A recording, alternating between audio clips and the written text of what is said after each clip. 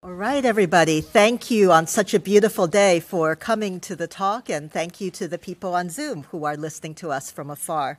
I'm Ann Lin. I think everybody knows that, the director of the Lieberthal-Rogel Center for Chinese Studies, and I'm really delighted to be able to welcome our noon lecture speaker today.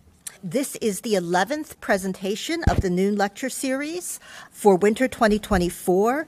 The complete series schedule, if you don't have it, is out on the table near the elevator where you came in. And of course, if you are not getting our email reminders weekly, please see Ina and make sure you get on that email list. I have two announcements to start off.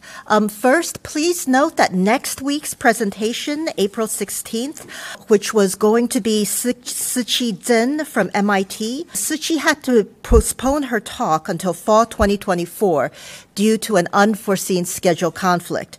But we are really lucky.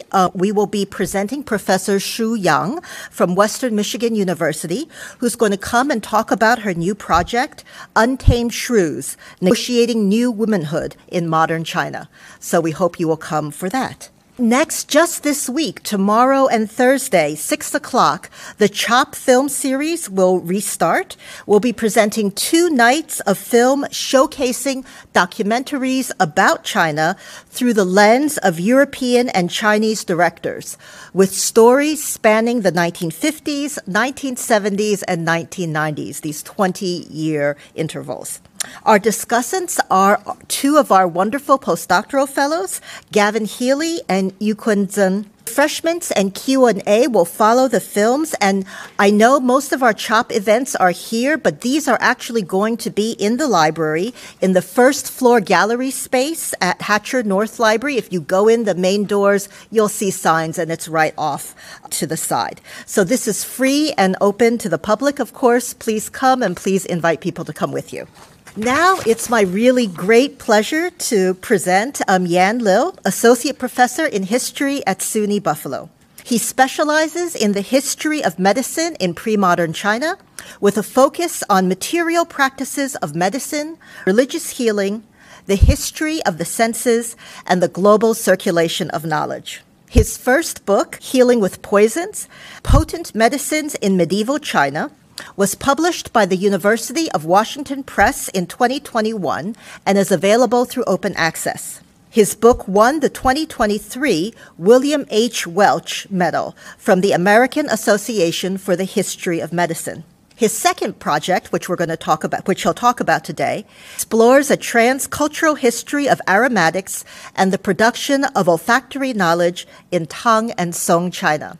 And I have to mention the most important thing in his biography, which is, of course, that he is an alum of the LRCCS, of the Center for Chinese Studies, 2007-2008. So welcome back. It's so great to have you back. So today, of course, the talk is entitled Sent from Afar, Aromatics, Healing, and the Making of Olfactory Knowledge in Tang and Song China. Please join me in welcoming him. Thank you very much, and for your kind introduction.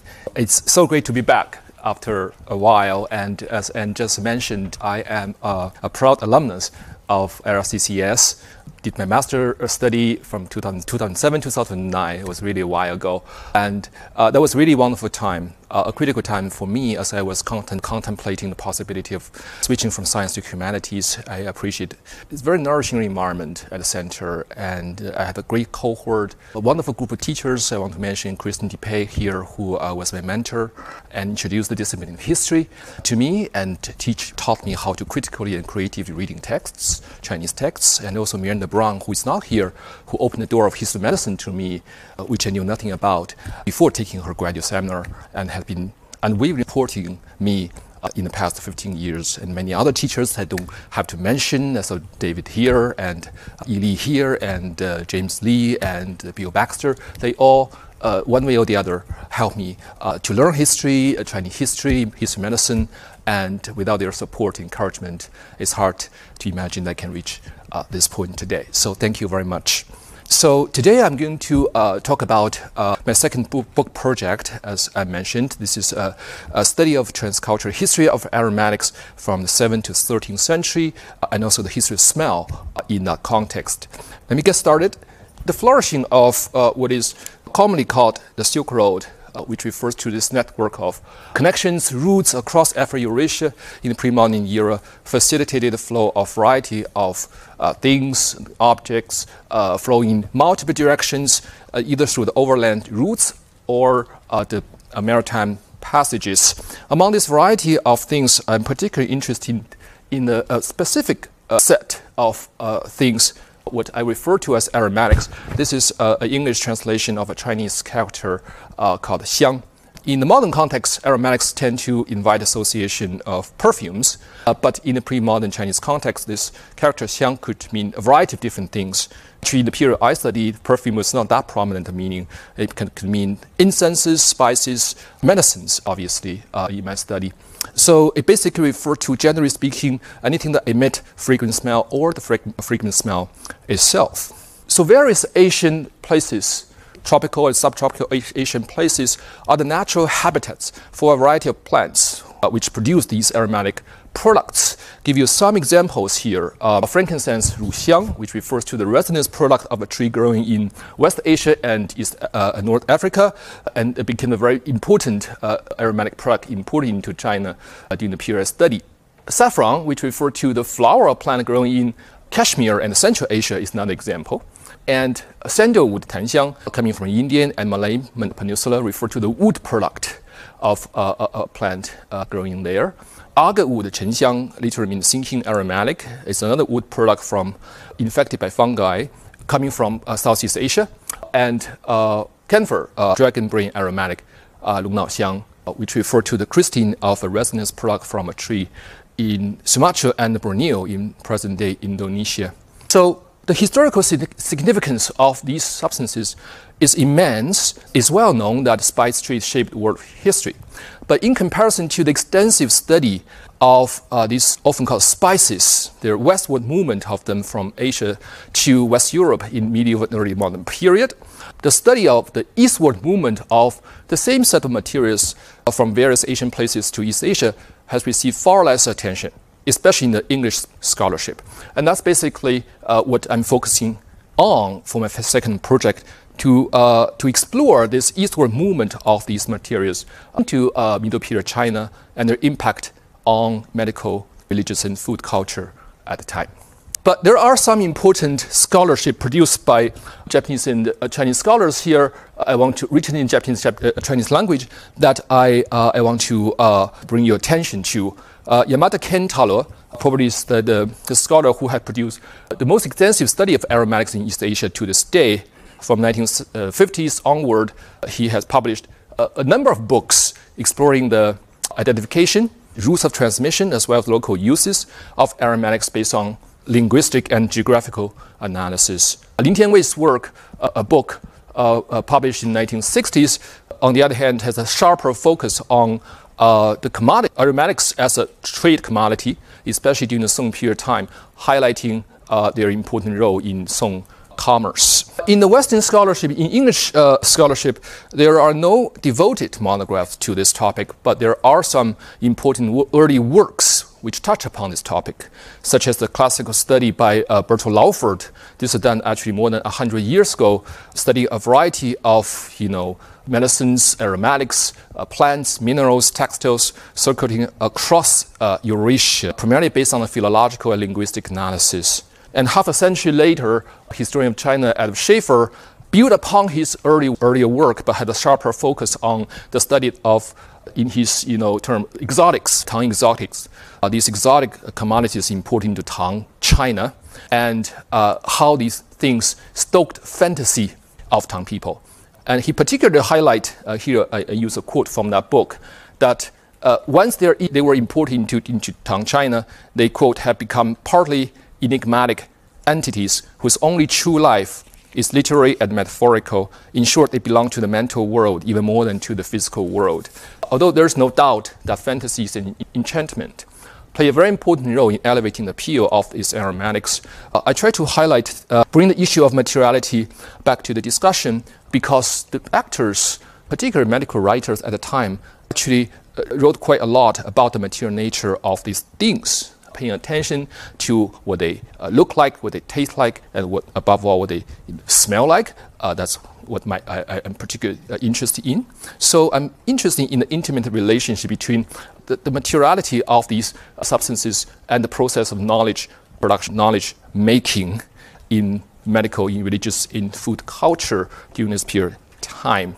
And particularly the olfactory knowledge, because actors during that period of time, they were fully aware of the characteristic strong, potent smell of these imported aromatics and investigated them with intense interest.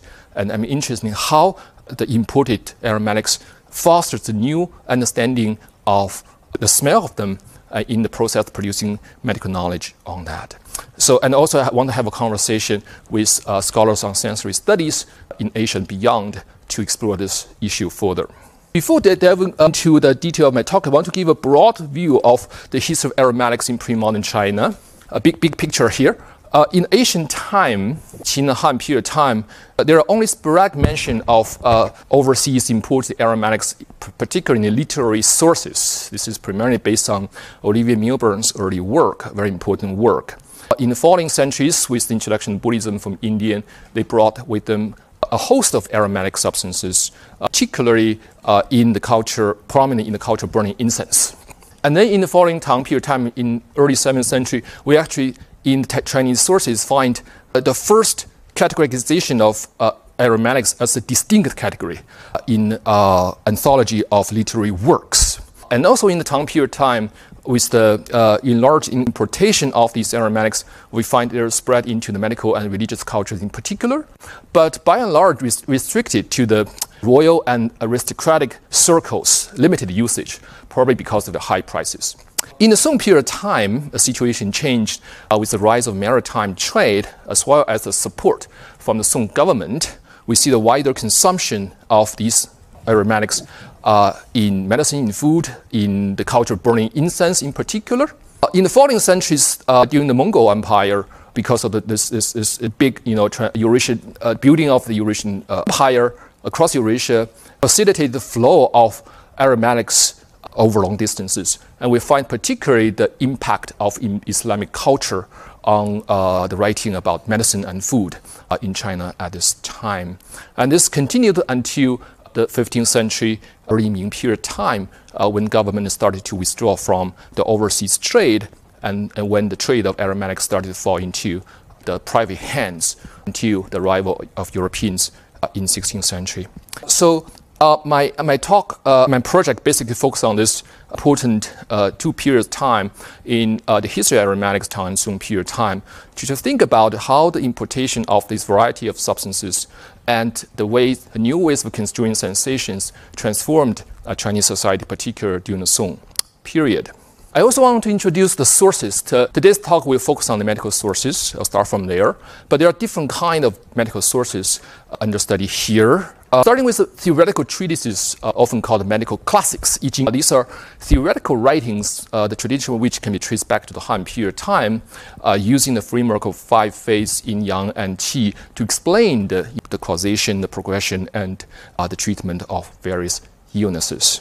Not much on drug therapy in this genre, but some interesting discussion on smell that I will come back in a minute. Medical writing, 本草, is another genre. This is pharmacological writing, with a long list of drugs, each with its name, appearance, drug properties, sources supply, time of harvest, and above all, medical uses. Medical formulas, formula books, 方书, this is basically organized by the type of illnesses. Each category usually start with the discussion of the particular condition in the theoretical framework, followed by a long list of remedies, prescriptions to treat that particular condition. I want to underscore here that different kind of medical sources have different kind of epistemic orientations. Using Materia Medica and the formula books as example, Materia Medica texts follow a tradition of commentary tradition. Basically, later works faithfully copy the core text produced in the time period time and added a layer of more commentaries over time at the end of each drug entry. So the treatises get larger and larger over time, and there is a sense of respecting the textual authority produced during the time period time in this kind of writing. By contrast, formula books are more of an eclectic assembly of miscellaneous remedies culled from a variety of sources, sometimes based on personal experiences, revealing this more empirical orientation writing from her books. All these different genres of text, medical texts, prior to the Song period time, are lost to us in entirety. We have fragmented manuscripts here and there.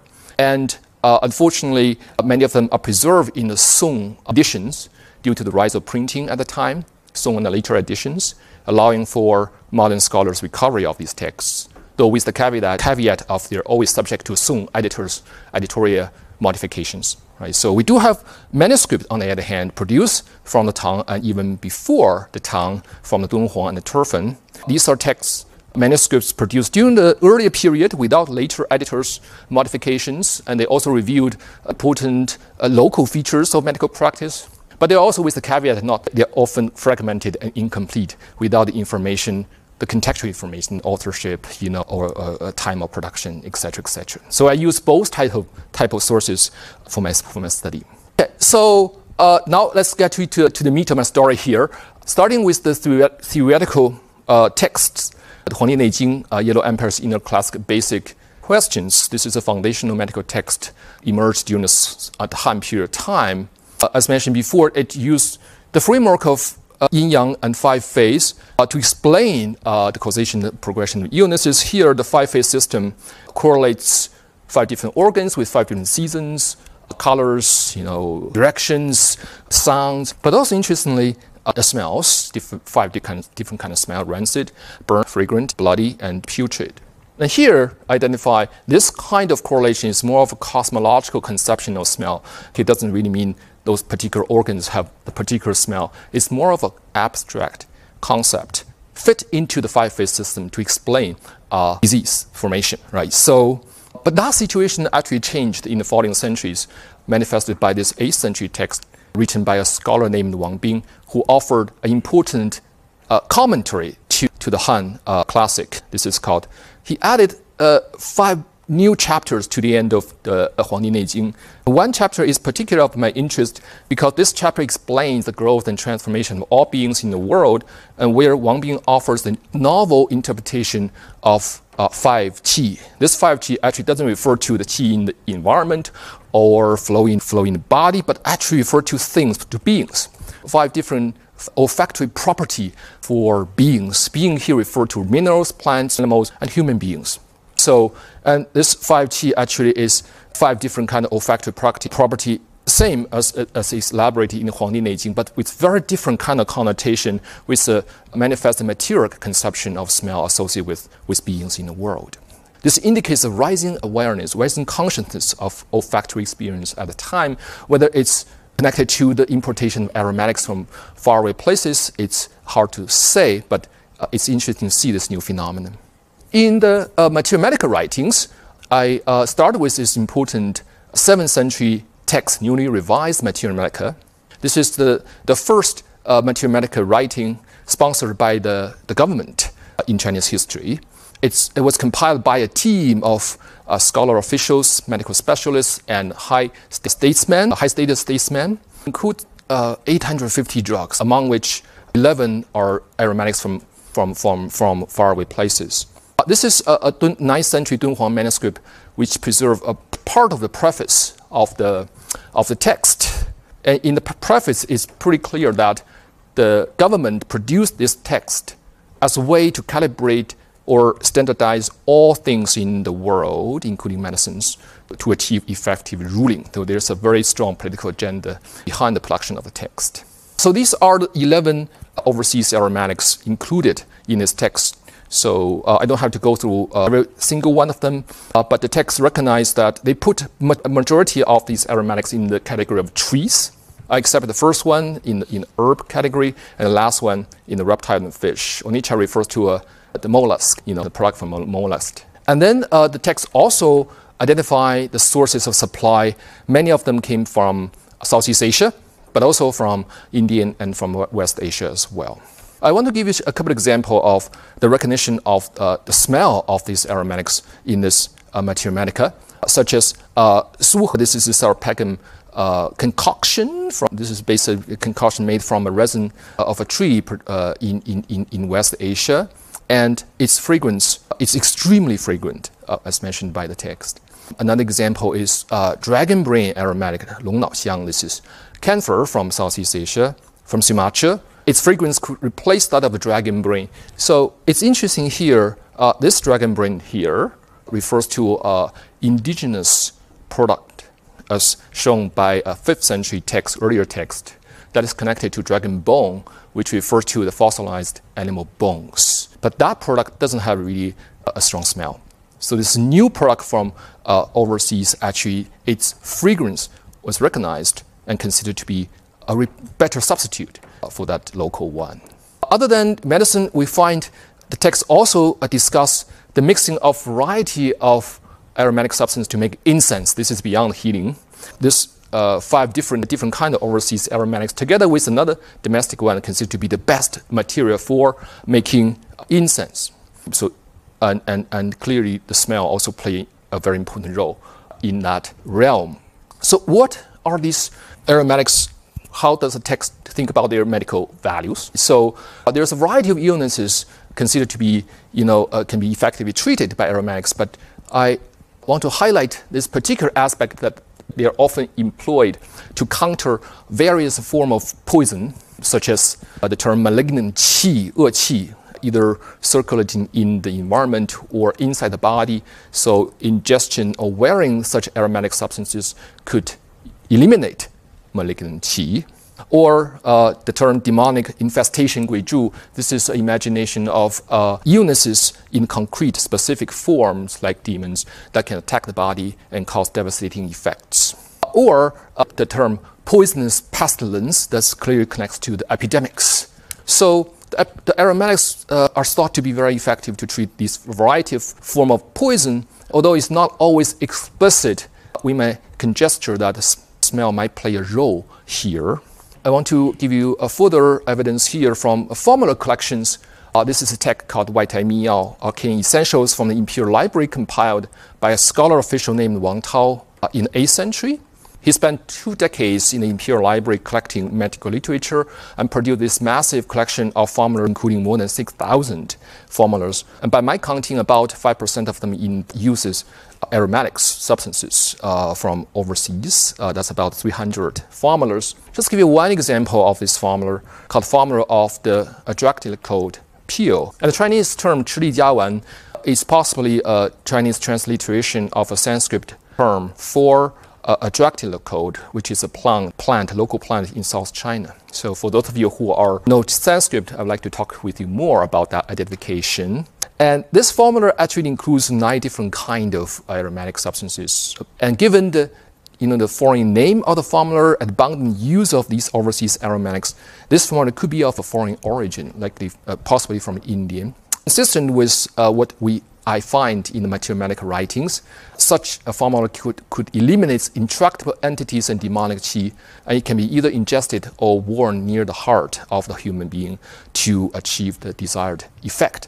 It's also interesting that the Wang recognized the source of this formula. Actually, he got it from another shorter formula collection called Formulas for Widespread Aid. This is actually produced by the court of the Tang to disseminate such formulas to the populace. So the inclusion of such a formula by Wang Tao seems to be not just the case to demonstrate his scholarly erudition, but also aimed for this widespread usage in society.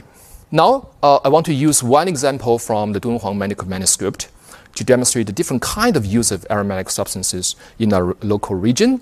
So as I mentioned before, oftentimes it's really hard to date these manuscripts because of the incomplete nature of them. This is one example.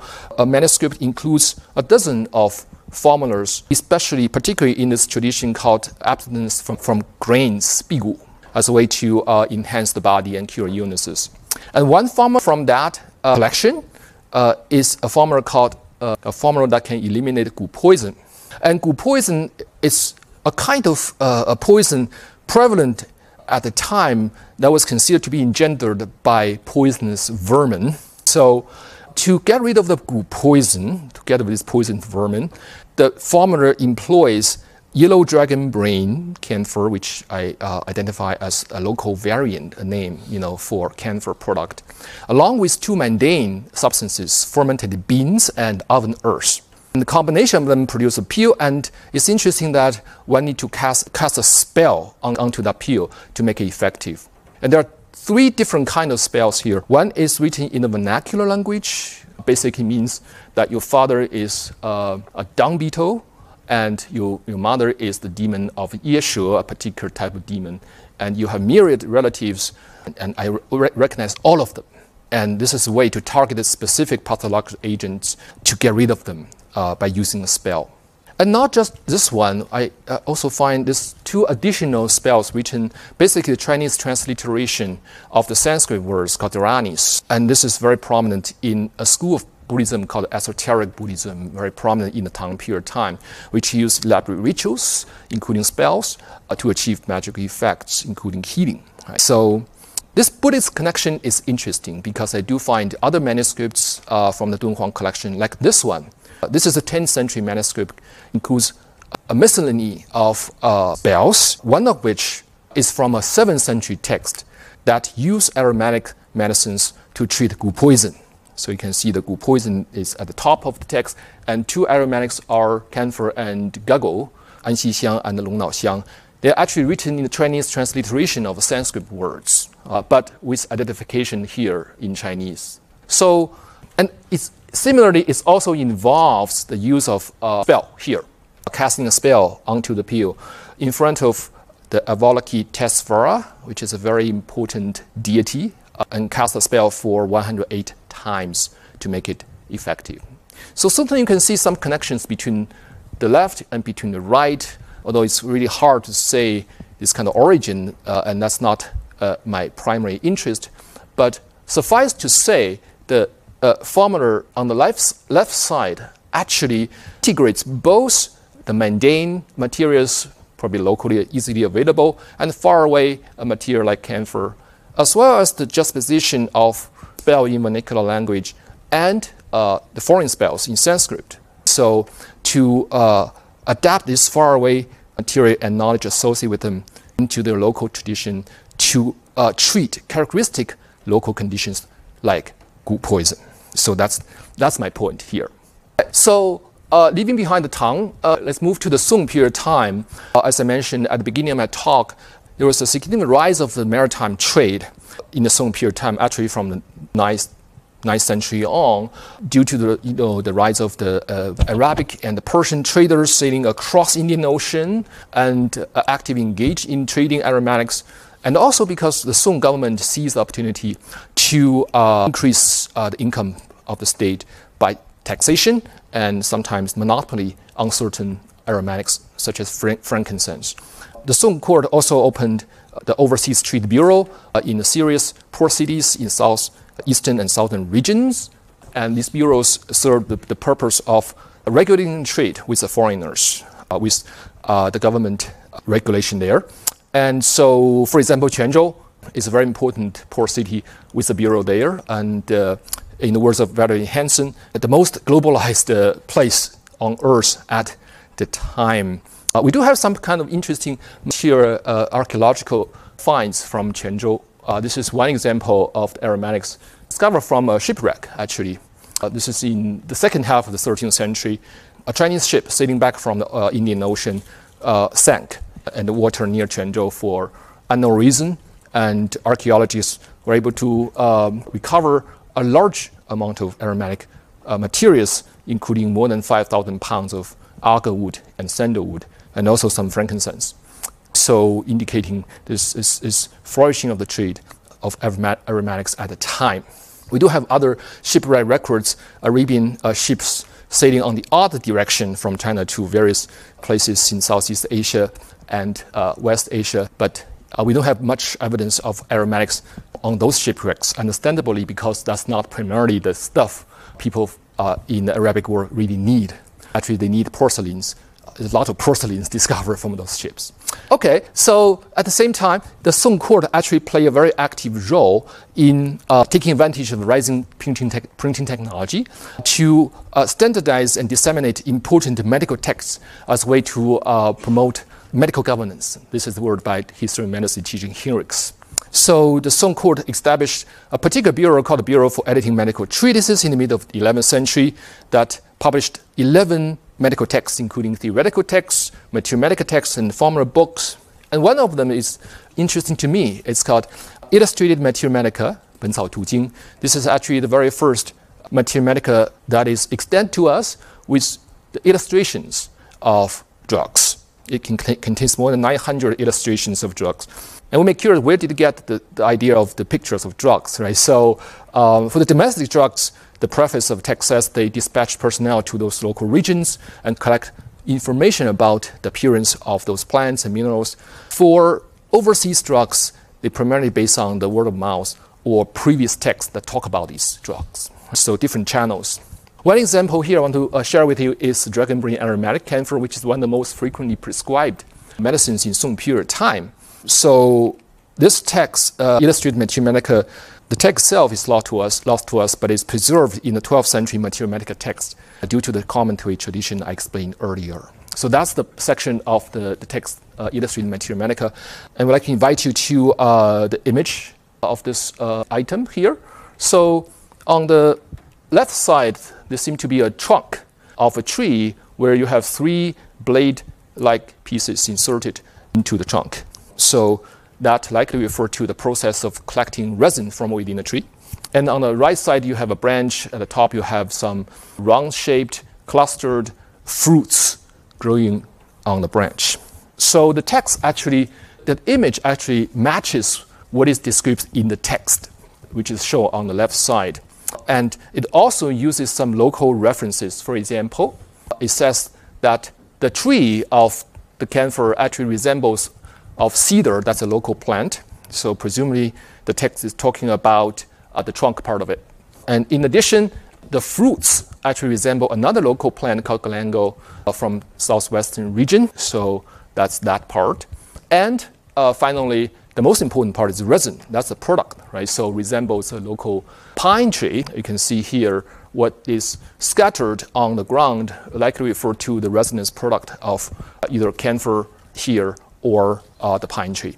So you can see that it's interesting hybridization of the knowledge, combining the information about the collecting of resins from a faraway tree in Southeast Asia, but also using a series of local references, local trees, try to understand the appearance of this camphor tree. The camphor tree itself, actually, from Southeast Asia, it looks quite different from what is depicted here. It's a very tall tree, could be 100 feet tall, with branches only growing at the top of the tree. Right, so that's very different. But this hybridity here, I find is quite interesting.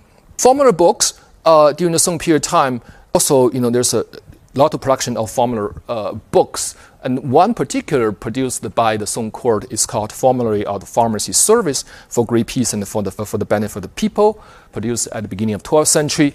This is actually the very first preset formula collection in Chinese history, which includes more than about 800 preset formulas put into 14 different categories of illnesses. And Pharmacy Service, 和剂局, actually is a new institution established by the Song court in the 11th century. And the goal is to distribute preset formulas to the populace. And this book basically serves as a guide for that institution. There is abundant use of aromatics in this book. By my counting, about 20% of all the formulas here used foreign aromatics. And here is an example of a few salient examples: camphor, frankincense, and arga wood. Each of them is prescribed about 5% of all formulas. This is a marked increase from the Tang formula books, such as the one I introduced early on, the 1,000 Arcane Essentials from Imperial Library, where less than 1%, sometimes much less than that, of each of these aromatics are used in the formulas. So the change is quite significant between the two periods. And finally, I want to come back to the issue of smell to make the circle complete in Song medicine. by using an example of interesting material medical text produced by an individual who is a scholar official living in the early 12th century and producing this text.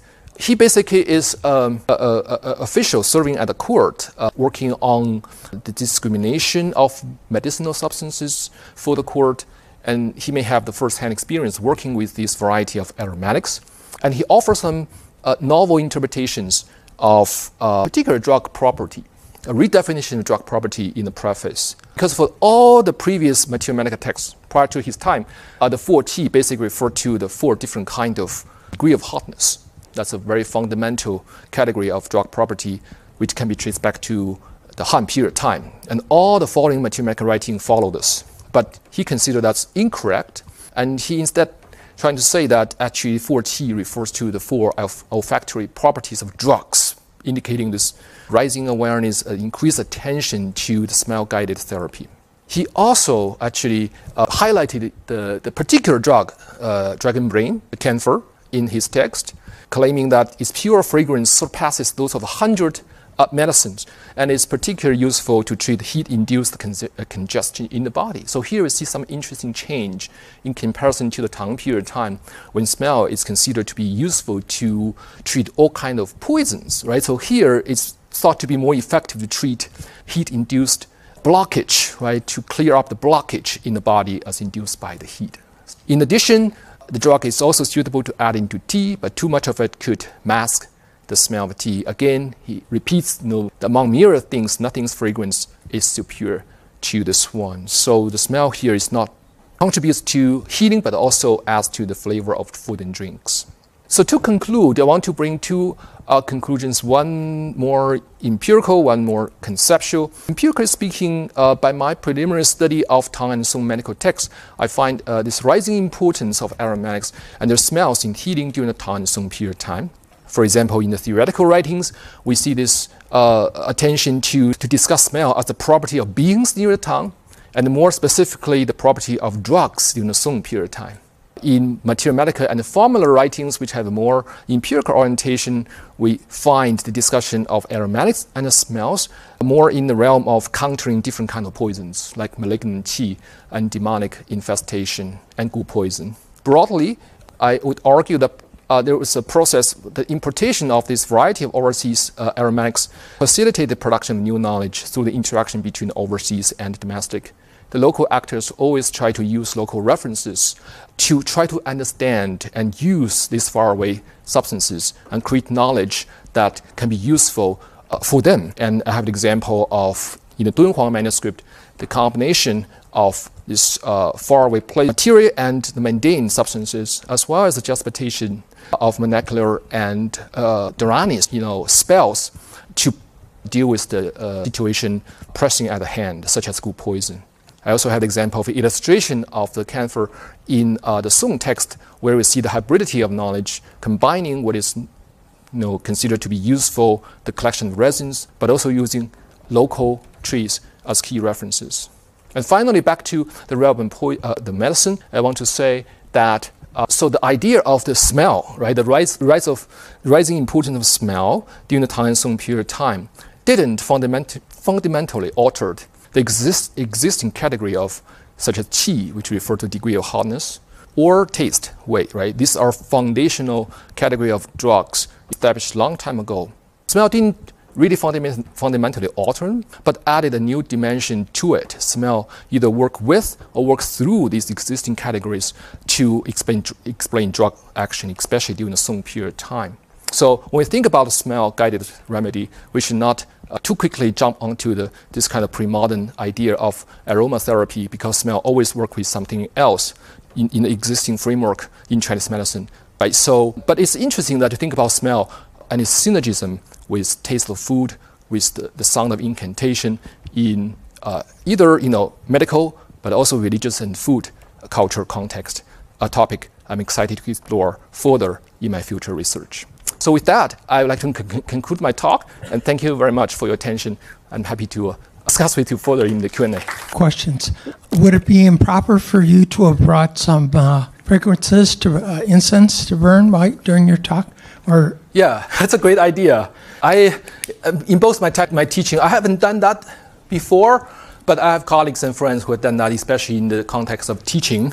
Of course, we can only get, the modern version of them, which is not exactly the same as, we do have archaeological finds of these resins, but of course, they are too precious to be burned in front of front. But I think that's a good point because, when we talk about materiality, right? So there's, the discussion of materiality in the text, right? So I study, produced in Tang and Song period time, but also the materiality in the material sense that we can touch and see and smell and taste, these materials.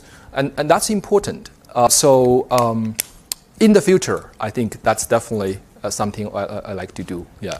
Okay, and where would you go to get these? Would you go to a practitioner of the medicine, or would you make it yourself? Pick up the ingredients and make it yourself? Or how would you get it? Yeah, so I wouldn't start with preparing by myself. I would start with something, like preset, a product.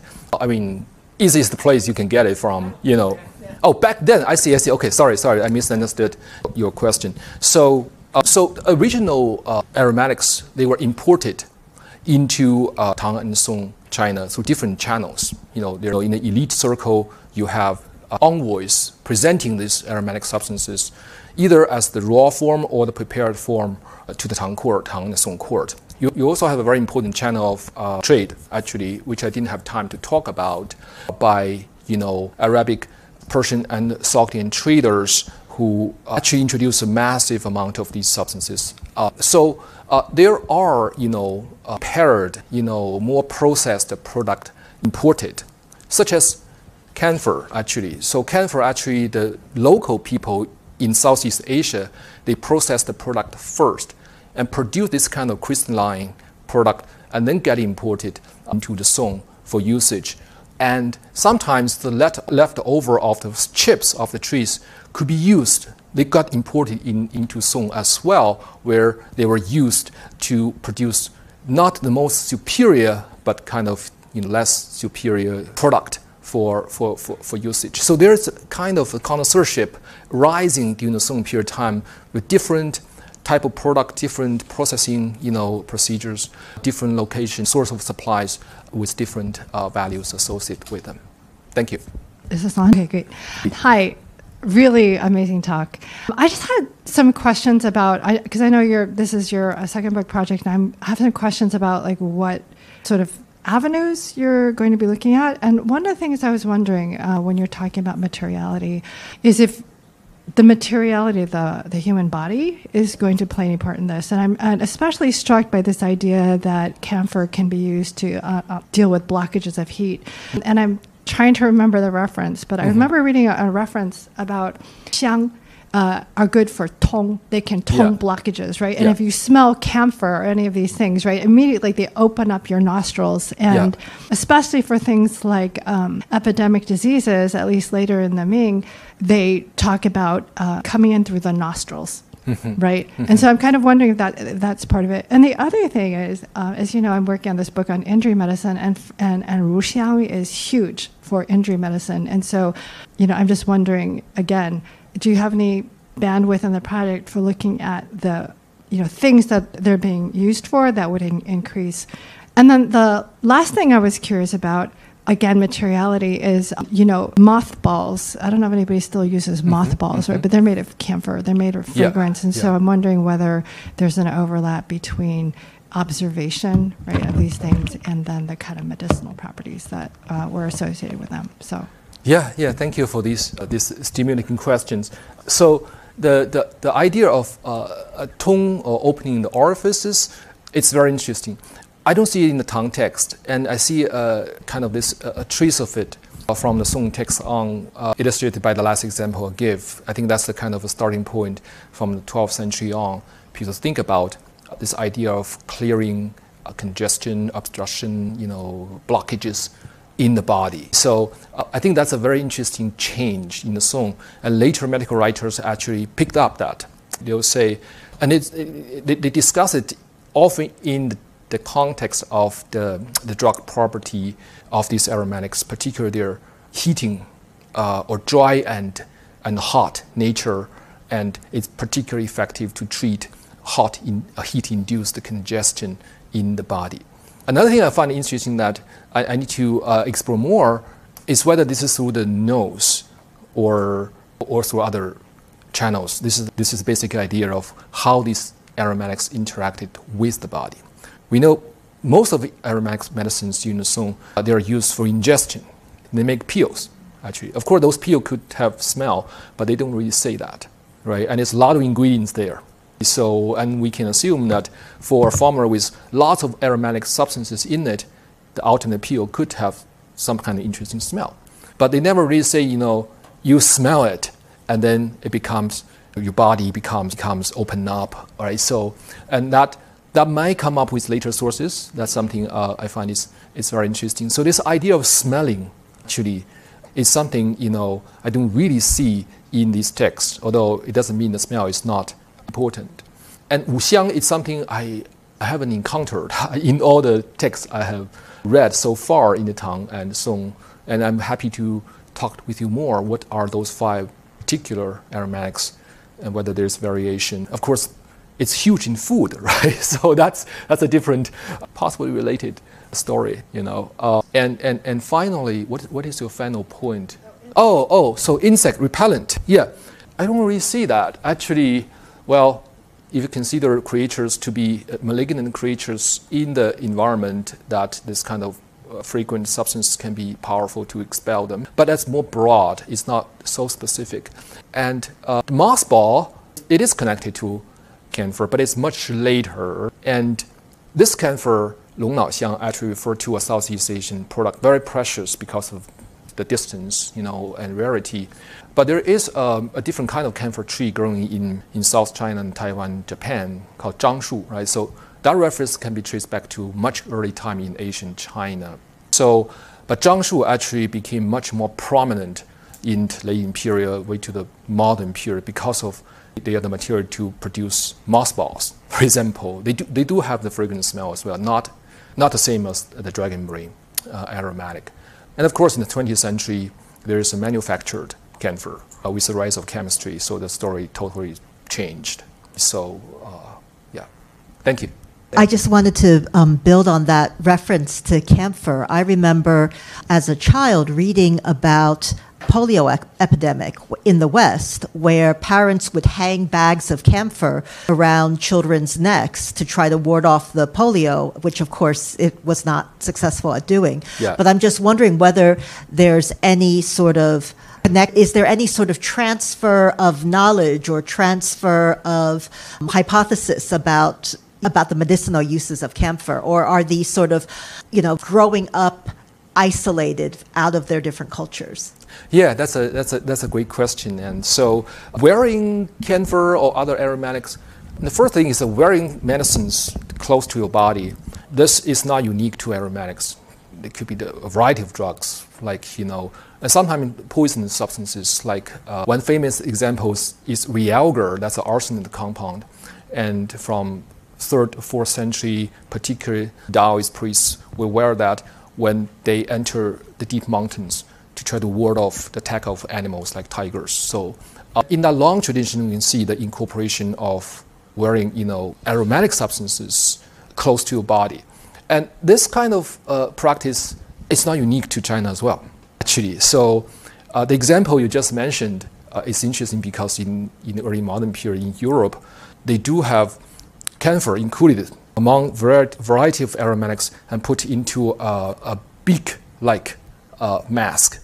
And so doctors wear that and to protect them from the plague, actually. So that's, a very important practice there as well. So we can see across different cultures. And thank you. You don't know if there's any sort of exchange of knowledge, or these are all independent? At this point, I don't know. I tend to say this is more independent at this point. I don't have clear evidence of this kind of practice. I need to dig more to for example, the Indian literature to see how prominent this kind of thing is. I think it's there, but yeah. I have 2 questions. One is, what was the process involved in determining how these aromatics treated illnesses? And the second question is, did cannabis or marijuana ever play a role in aromatics in China? Okay, I'll start with the second question first, the cannabis and marijuana. Usually I don't put into the category of aromatics. I discussed cannabis, to be more precise, briefly in my first book on poison because it is considered 有毒, that's possessing poison or it's potent, poisonous, from very early on. And it's interestingly put into the category of food as a superior drug to enhance the body and promote longevity if you ingest it habitually but in small dosage. So overdose could induce, in their language, seeing demons, alteration of mind. Of course, in the sense, all herbs have aromatic smell. So marijuana, for those of you who have consumed them before, they do have smell as well. But this is not something picked up by medical writers in China, either in the early time or the time I study. So that's why I didn't really include. And it's not a drug imported from outside the world. It's indigenous, actually. There are not many scholars working on the history of cannabis. I may do something in the future.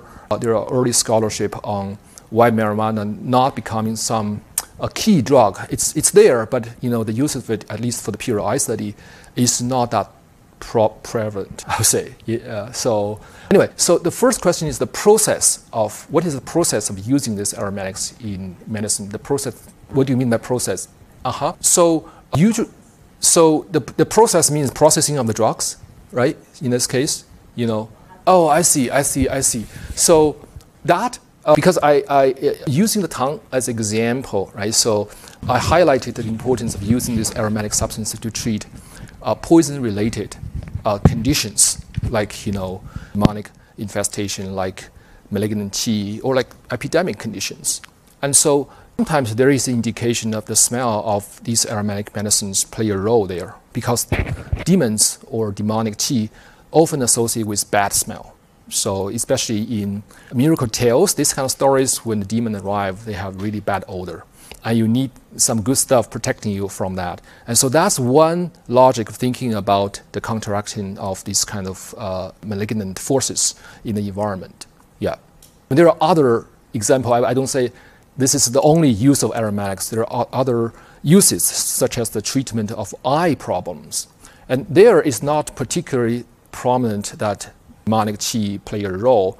And that actually has a more connection to the Ayurvedic medicine, which I didn't really talk in detail. There is an Ayurvedic influence actually during the Tang period of time. Sometimes the medical writers readily recognize the source of their formula is from India. They say that.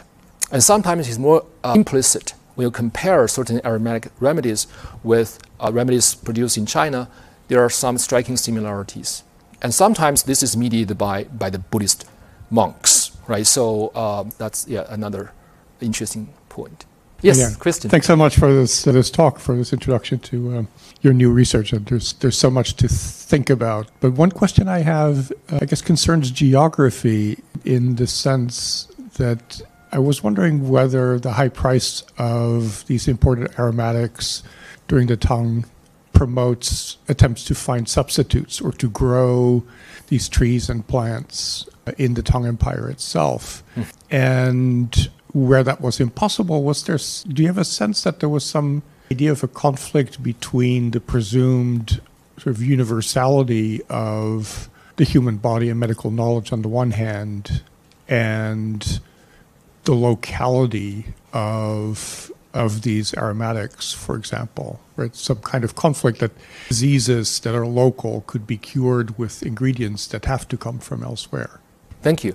For the first question, during the Tang period of time, I don't find that much evidence on this issue of the transplantation, partly because of some of these trees are really hard to transplant. For example, the tree of camphor, it takes years to grow and to produce the product. So it's interesting in the Song text, illustrated Mathematica, you do have, the label of the illustration. Often, like in camphor, it says Guangzhou camphor. And my interpretation, that's not from Guangzhou, actually. That's probably referring to the trade of aromatics. So other aromatics, such as saffron, we do have very limited evidence on the growing of flowers. Presumably flowers are easier to transplant than trees, particularly in royal gardens. But there's no widespread of transplantation of saffron either. So Inevitably, they come to the issue of substitution, drug substitution, because they're very expensive. And we do find evidence, for example, saffron sometimes adulterated with turmeric, which is a local product in southwestern region. And the Chinese name for them just one character difference. Right? Saffron is 郁金香 and turmeric is 郁金. And both at the textual level and practical level, you see some kind of mixture there. And that's not unique in China, actually. Frankincense and gargle, those two different aromatics have been mixed up, adulterated for a long time. Safflower and saffron is another example. So there's many examples of that. The second question is, it's interesting. Basically, the idea whether something is outside is appropriate to treat a body in Chinese medicine. For the text I have read, I didn't really see people raise doubts on this, actually. And partly because they are trying to integrate this thing into their own conceptual framework that they find is legible. So this is both in medical and religious practices. They try to explain it in a way they are more familiar with. And no doubt sometimes the rarity of these substances from faraway place did play a role. This is, like Schaeffer's argument. Because they're exotic, they are hard to find, they are valuable. But more often I find this integration to the indigenous framework that make them just legible and ready to be used. Yeah. Thank you for the very interesting presentation. Yeah. You mentioned that dragon brain was used in this Dunhuo manuscript from Tang Dynasty to cure this dragon poison. Gu poison, yeah. Gu poison can also be cured by spells. Spells. Which I have found that the way of using cursing it with spells is something like the Fang Shu in Han Dynasty, because they also named, if I know your name, it can be cured. Yeah. Yeah. But in the officially edited medical text from the Song Dynasty, it is called this dragon brain is better than hundreds of medicines which can cure heat-induced congestion. So my question is in the Tang Dynasty this Gu poison understood as caused by demonic tea so that it can be cured in the same way as with spells? Or there is a shift in the Song Dynasty that it was understood as a disease caused by this heat-induced congestion? This is one. When not? You're talking about Gu poison, right? Yeah, Gu poison. Yeah. In the Tang Dynasty, the fragrance actually is a more powerful medicine to cure Gu poison. Before that, they used different, I think, herbs or different ways. Also, if you have found, for example, in the Huangdi Neijing, Su Wen, other kinds of herbs have been used to cure Gu poison. And what is the mechanism underlies it, which makes that it can also be cured by the spells? Thank you. It's interesting that the Gu poison is something I talk more in my first book on poisons. In Chinese medicine and beyond, there is this idea of using poison to counter poisons, 以毒攻毒. So there's a variety of treatment for Gu poison, and aromatic treatment is one of them, one type. It's that by no means the only type. And there is a long tradition using powerful medicines, poisons in our eyes, to counteract Gu poison, using this rationale, using poison to counter poisons. And Huangdi Neijing is not the text I look for because they really don't talk about drug therapy. But former books, material medical texts, they talk about this way of countering Gu poison quite a lot. And it's interesting, during the Tang period time, I see this incorporation of these overseas aromatics into that healing repertoire. And my thinking is that Gu poison belong to a particular category of illnesses in Chinese medicine that's often conceived illness as concrete and specific agents, rather than it's something imbalance of the qi or lost the harmony of the qi inside the body. That's more of a functional conception of illness. This is more of an ontological conception of illness. And in order to do that, you need to use powerful approaches like, using powerful poisons, or later on using aromatic substances to dispel or to get rid of these agents. And the Song situation, it's interesting. The one I gave you example, the camphor in the distillation of material medica, there's nothing to do with gu poison there, actually. It doesn't mention gu poison. So the heat congestion is something, it's more functional in a sense, or physiological rather than ontological in the way of conceiving illnesses. Yeah, but that doesn't mean that there's no use of aromatic substance to counter gu poison in the song. It's just, I need to read more medical works to find that. Yeah, thank you. I have a question from the virtual audience. Yes, please. Thank you so much for this wonderful talk. I wonder if you could please elaborate a bit more about how this project on aromatics will deepen our understanding of how medieval Chinese people viewed the sensorium in general, like how they envision the sensory interactions with their world. You mentioned that it's often the case that smell worked together with other sense perceptions. Have you come across any texts that describe the interplay between the sense of smell and visualization processes, for example? Thank you. Thank you for that excellent question. As I mentioned in my talk, I really want to have conversation with scholars on sensory studies. This is a question in that regard. One thing is that very few scholars have done the history of senses in pre-modern Europe. One scholar, Jane Gini, primarily focused on the ancient philosophical texts.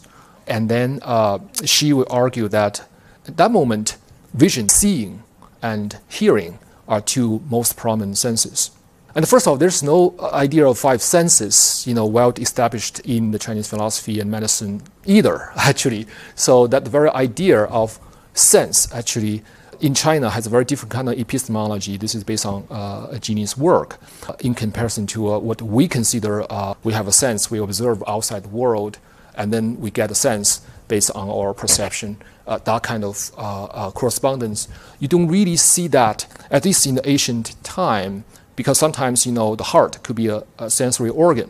So heart-mind, I would say, xin is a sensory organ. So it includes both the senses in our modern idea, but also affects, for example, what you think, what you feel. Anyway, so to put the long story short, in my study of these various senses, I find wen is a very interesting idea because wen in Chinese could mean both smelling and hearing.